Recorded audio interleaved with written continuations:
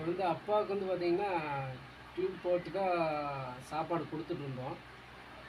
அதுதான் டியூப் வழியாக தான் கொடுத்துட்ருந்தோம். இப்போ என்னென்னா எதனால் டியூப் வழியாக கொடுத்தோன்னா அவருக்கு சுத்தமாகவே வந்து உள்ளே முழுங்க முடியல.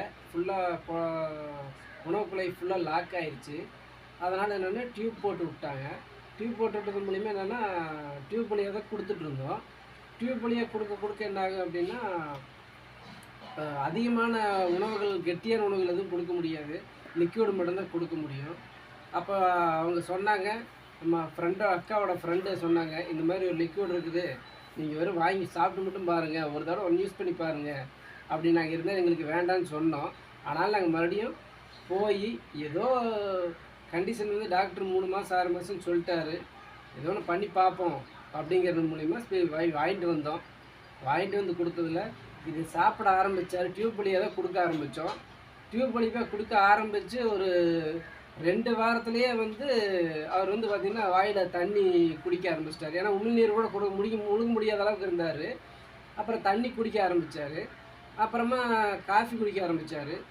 அப்புறம் கொஞ்சம் லிக்யூடாக சத்து மாவு அந்த மாதிரி ஜூஸ் ஐட்டமெல்லாம் டியூப்பில் கொடுக்குறத விட வாயிலே கொடுக்க ஆரம்பித்தோம்.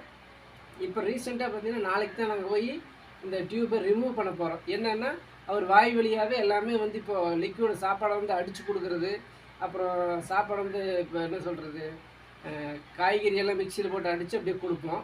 அதை ஒரு ஸ்பூனில் வச்சு சாப்பிட ஆரம்பிச்சிட்டாரு.